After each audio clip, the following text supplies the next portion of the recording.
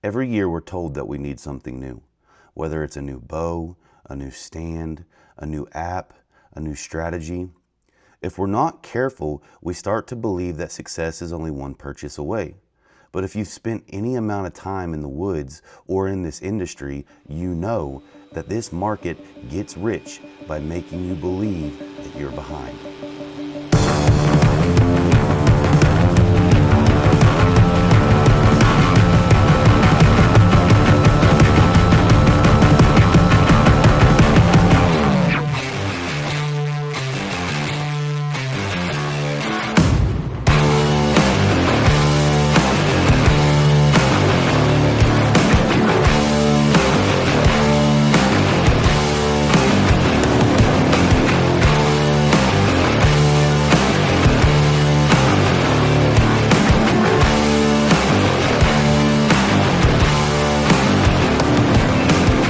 If you've spent any amount of time on my channel, you know that I'm not anti-gear. I love cool stuff. I like spending my money on things that I enjoy in this industry, whether it's bows, stands, camera gear to film, it doesn't matter. I love cool gear. I am in a position where I am fortunate enough to go out and get myself this cool gear.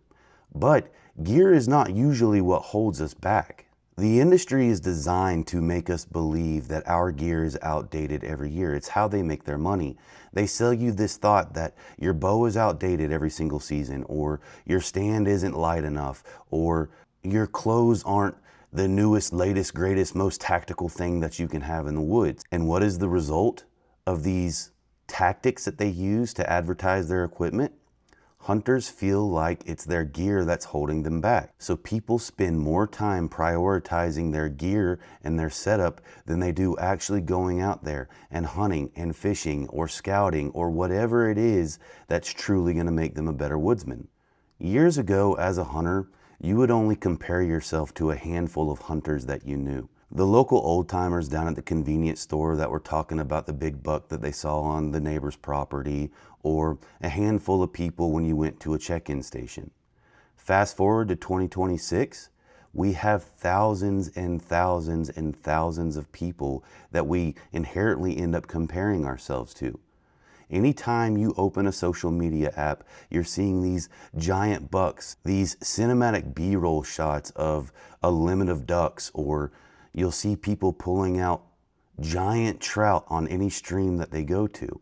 And in every single one of those posts, you see them talking or bragging about the gear that they used, the latest, greatest invention that's come to the market. But what you're not seeing in these social media posts is the debt, or the sponsorships, or the failure from this gear. And most importantly, what you're missing is the gear is not what created the success. It was the years and years of learning to be good in their craft. The gear was just simply the tool that took them from point A to point B. Now, again, I'm not anti-gear whatsoever, and in some cases, gear can truly help you. For instance, if you have a saddle or tree stand setup that you can't sit in for any longer than 30 minutes without getting uncomfortable and squirming around, you're not going to be present in the moment to learn the things that you need to learn to become a better woodsman. Same goes with clothing. If you get cold on a winter day and can't spend any more than 45 minutes in the field, chances are you're not going to learn the things that you need to learn. So there are times where upgrading your gear can become beneficial for advancing you in your woodsmanship. I also think to things like mapping services such as Onyx or Spartan Forge, or heck, even Google Maps.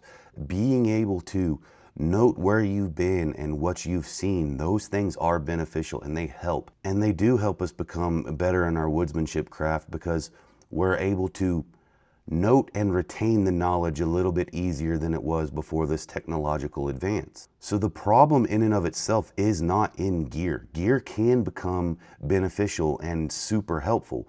The problem lies in when we think that gear is the end-all be-all fix to the learning curve that woodsmanship takes to develop. Gear simply will not replace experience. There's nothing that is ever going to replace time in the field.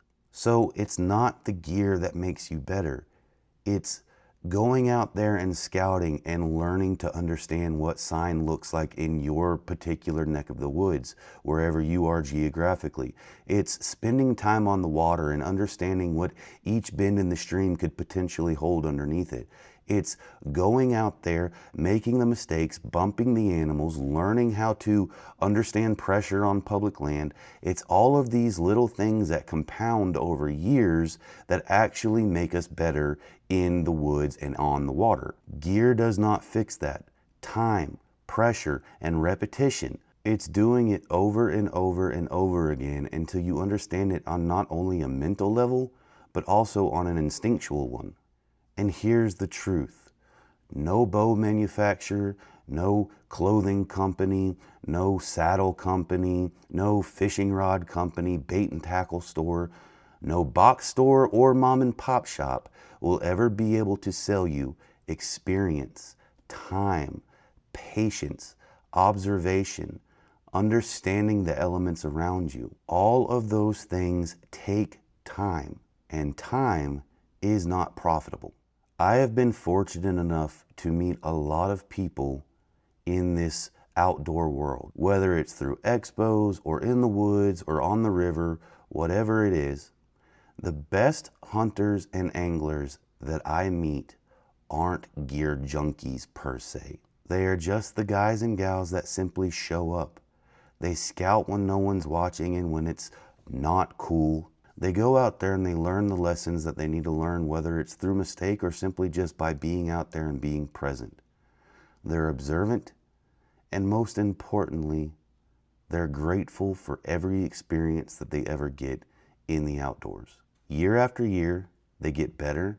They become more successful as far as filling tags or harvesting larger animals. And they don't do it by buying it. They do it by earning it through time, persistence, and patience. The outdoor industry may want you to feel behind so they can sell you a dream, but in reality, the woods don't care what bow is in your hands. They don't care what fly you have tied to the end of your tippet. They don't care what property you have to hunt and what truck you drove to get there in. All they care about is, are you there and learning the lessons that they want to teach you. I hope you've took something good away from this video. If you have, as always, leave a like, comment down below, and if you haven't already, subscribe to the channel so I know that this message is getting out there. And until next time, see you on the hill.